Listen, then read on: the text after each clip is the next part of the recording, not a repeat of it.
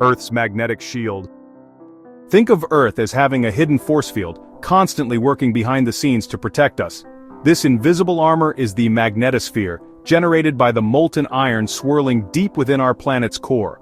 Without it, we'd be bombarded by cosmic radiation every day, but here's where it gets wild. This same shield doesn't just protect us, it creates the stage for one of the most breathtaking shows in the universe.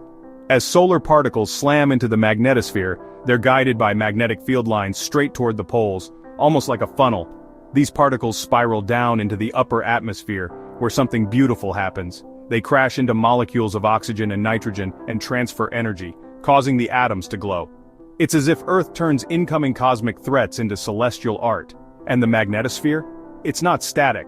It flexes, shifts, and pulses, changing how and where auroras appear.